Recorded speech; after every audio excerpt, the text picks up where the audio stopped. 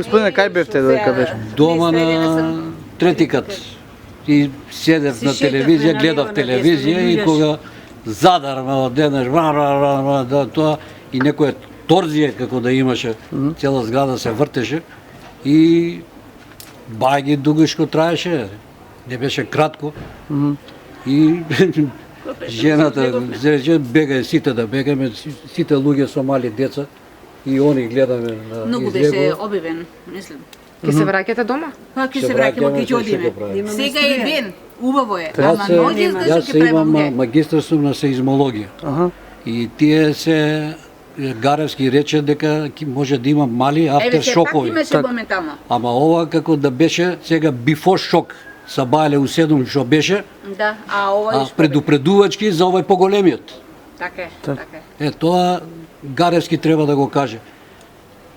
Дека може како и Скопскиот што беше 63-та година, јас на петтикат исто се љулев со него, што имаше претходно мал земјотрес и мајка ми беше избегана, ме оставила мене заедно спиев му иста спална и после големиот мене земјотрес ме разбуди. И така избегавме сите. Ако соседите па ничего ли?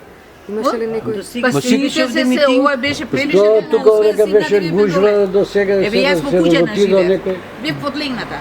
И како што бев подлегната, кој рече, лулаше многу, обемно. И јас на мажот викам, дај бега и ништо понатака. И сата ми се јаво бегите, вика надвор, и што ќе видам да се бали, некој може да ја ово и предупредувачи за некој поголем. Како да предосеќав. Добро, а од ваша гледна точка ви очекувате ли да има... Не, ова веќе ваков земјотрес со ова јачина се јавува со ова магнитуда, сигурен сум ја дека е околу 5,5-6, не, по Рихтер,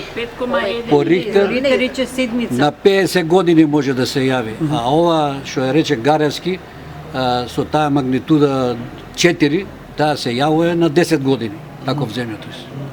А како што беше Скопскиот, со 6,3 по Рихтер, односно 9 по Меркалиевата скала, тој се јавува на 500 години. А дома бев, седев, и од еднаш почеа се дрма. Се исплашив и одме излеговме надвор. После тоа имаше уште 3 пати, ама по-слабо. Помал. И сега ќе се вратите дома? Или стравот? Не знаем уште.